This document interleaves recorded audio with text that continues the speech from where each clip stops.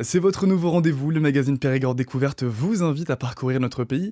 Avec nous, Jean-Charles Pouillot, bonjour. Bonjour. Co-éditeur du magazine dont France Bleu Périgord est partenaire. Aujourd'hui, Jean-Charles, vous nous emmenez dans la vallée de l'Eau-Vézère, au pays de l'eau vive. Et oui, nous sommes ici sur les contreforts du Massif central. À l'est du département, on est à la frontière du Limousin, de la Corrèze, et ça commence à plisser. C'est un paysage quasi montagneux, avec des vallées encaissées, escarpées, notamment du côté de Saint-Mémin, dans les gorges de l'Eau-Vézère. Et puis, quand on va plus à l'ouest, sur le causse de Savignac, le relief s'adoucit et on retrouve les traces de ces terres de pâturage, alors de moutons, avant que, ça c'est après que la vigne ait été détruite par le phylloxéra. Et donc, ces terres de pâturage gardent des témoignages de cette époque avec des murets de pierres sèches, des cabanes de bergers, qu'on appelle des bories ici en Périgord. Parlez-nous un petit peu du patrimoine, Jean-Charles, avec un château, s'il y en a bien un, c'est lequel?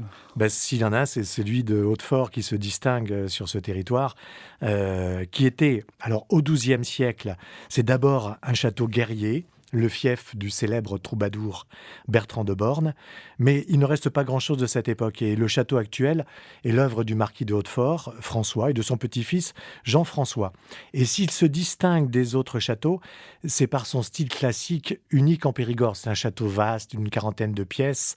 Il est entouré d'un jardin à la française et d'un parc à l'anglaise qui domine les environs. Et là, on a un panorama sur un paysage assez époustouflant. Il y a aussi une forge remarquable sur l'Eau-Vézère. Oui, bah oui, c'est celle de Savignac-les-Driers.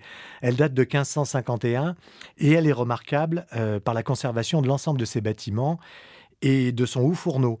Et puis aussi par le château qui surplombe la forge et qui était la demeure du maître de forge. Donc ça montre bien l'importance de l'activité industrielle des forges dans cette région.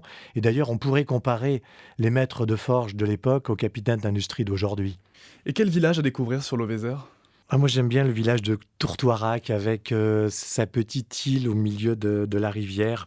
Et puis aussi, pas très loin, une grotte à concrétion qui est traversée par un ruisseau souterrain. Et où est-ce qu'on peut faire son marché? Bah, à Thiviers le samedi matin, où on pourra prolonger avec la visite de la maison du foie gras.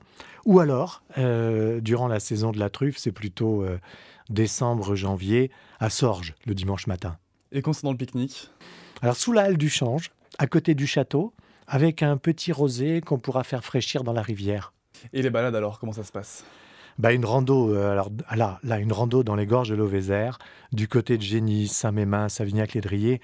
C'est assez escarpé, un peu sportif, et on suit l'Eau-Vézère qui, à certains moments, a des allures de torrent. Et c'est sauvage, c'est assez inattendu dans la région. Et côté activité alors? Ben, je dirais que le spot parfait pour les activités en famille, c'est la base de loisirs de Roufiac, avec notamment le téléski nautique, alors qui est pour moi vraiment l'activité la plus originale, mais il y a aussi tout un panel d'activités pour la famille, avec du paddle, de l'escalade, de la voile, du tir à l'arc, c'est très complet. Merci Jean-Charles Pouillot, co-éditeur du magazine Périgord Découverte, à retrouver à France Bleu Périgord et dans tous les offices de tourisme de la région.